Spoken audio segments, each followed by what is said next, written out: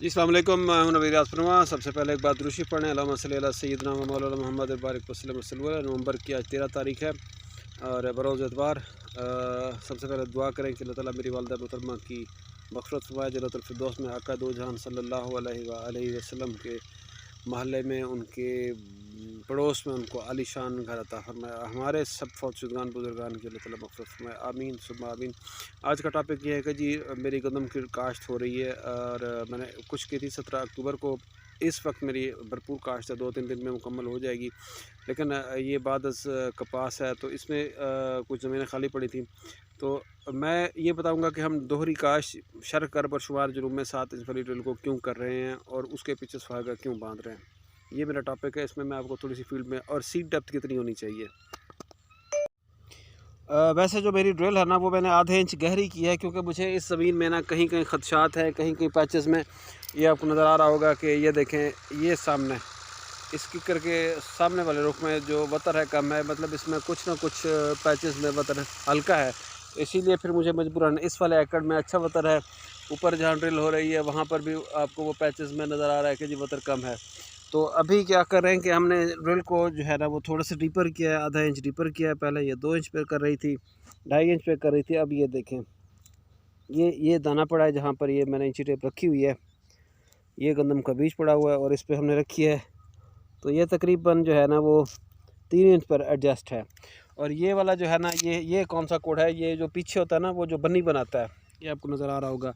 ये जो पीछे वाला होता है, आगे वाला कोड यहाँ पर है, ये वाला आगे वाला है, और सॉरी ये आगे वाला, ये पीछे बन्नी बनाता है। खाद भी हम इसमें मिक्स करके, बीज और खाद को मैं मिक्स करके डाल रहा हूँ। अब ये देखें, यहाँ पर आपको वो जो हम देखते थे ना, उसमें वो जो मेरी थी 2-3 साल मैंने उसको किया था अपना डबल कोल्टर से, उसके पीछे वो क्रम्बलर होता था। अब हम उसी से ये सुहागे से काम ले रहे हैं। अब आपको फील नहीं हो रहा, अगर लाइनें तो लग रही हैं, लेकिन किसी भी सूरत में आपको ये देख लें, किसी भी सूरत में ज़मीन में आपको कोई भी वो जो वट होती है, जो ऊंची वट होती है, अगर ये क्रम्बलर ना लगाते, यहाँ पर ये क्रम्बलर लगा है, यहाँ पर हम क्रम्बलर ना लगाते तो ये एक इतनी ऊंची, मतलब यहाँ पर डेप्थ होती फिर 4 इंच 4.5 इंच होती। तो अब ज़मीन फ्लैट है और ये दूसरे रुख पर की है हमने।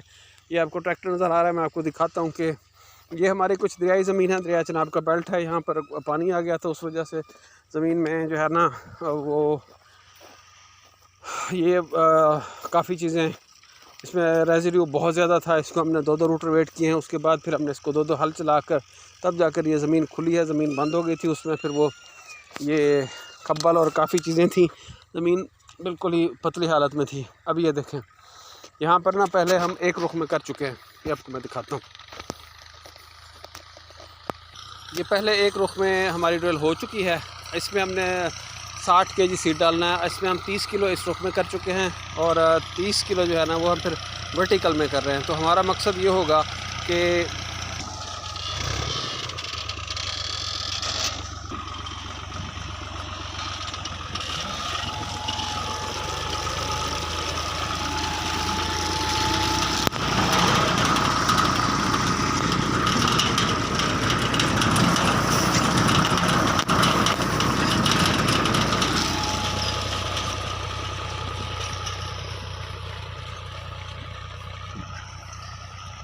ये है जी टोटल फ्लैट है जो बनती थी ना उसमें जो हमारी क्रम्बलर से, वो यहाँ पर बट हमने इसको तोड़ दी और सीड बराबर डेप्थ पर है, 3.5 पर है।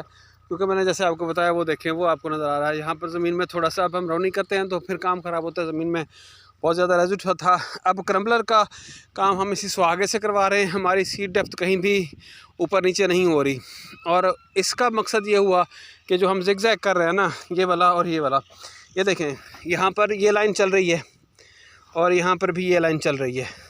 अब जब इसको हम क्रॉस करते हैं तो साफ ज़ाहिर है फिर जो हमारी ये जो है ना, मतलब इसमें फिर हमारी अगर यहाँ पर ये बल्कि इसमें बीच में एक लाइन है, यहाँ पर 7 इंच बनती है ना, तो बीच में एक लाइन इधर भी है।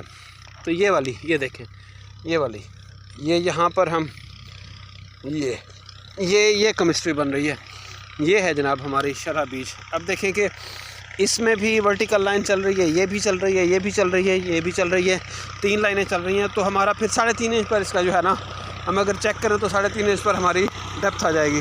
सॉरी जो रोज स्पेसिंग है हमारी, वो जो कोल्टर ड्रिल में होती थी अपना डबल कोल्टर में 4.5 इंच पर करती थी, तो हमारी ये होगी क्रॉस सेक्शन तो होगी, लेकिन हमारी जो स्पेसिंग होगी वो 3.5 इंच पर आ जाएगी। वो डबल कोल्टर से भी मतलब आइडियल है। सिर्फ आपने करना यही है कि अब इसकी इंशाल्लाह आपको जनरेशन दिखाऊंगा। ज़मीन बहुत माड़ी थी, बहुत हल्की थी। अब ये देखें इतना खबल था इसमें, इसको हमने बेहतरीन तैयार किया ज़मीन को। मतलब वो जो ये आपको सामने ऊपर नज़र आ रहा होगा कि किस तरह हमने इसको रोटरवेट करके ना हल शल लगा के तब जाके अब इतनी टफ़ एरिया में भी हम लोग ड्रिल कर रहे हैं। लोग भाग जाते हैं कि जी हमने ड्रिल नहीं करनी, बस वो छट्टा किया फार्मर। अभी ये देखें अब डेप्थ में इसको थोड़ा सा गहराई में करने का मकसद भी यही था कि कहीं जो दाने हैं ना वो ऊपर, ये देखें ये इतना एक हमने इसमें इतना एक इसमें है, दाने जो हैं वो गहराई में चले जाएँ, बीज ऊपर किसी भी सूरत में ना पड़ा रहे। बस उसका हमने डीपर रखने का मकसद भी यही था कि बीज गहराई में जाएं। तो मैं इसमें जो दाने हैं मेरे वो तकरीबन 30 प्लस दाने, मैं इसमें तकरीबन 30 प्लस दाने 1 मुरबा फुट के अंदर इसका घेरा कर रहा हूँ दोनों रुखों पर। तो टारगेट होगा मेरा कि जी मेरे जो है ना वो 40 से 45 के दरमियान सिट्टे एंड में मिले, और मेरे जर्मिनेटेड प्लांट्स भी 30 प्लस होने चाहिए, ताकि मेरी अगर 1.5 की भी ट्रिलिंग होती है।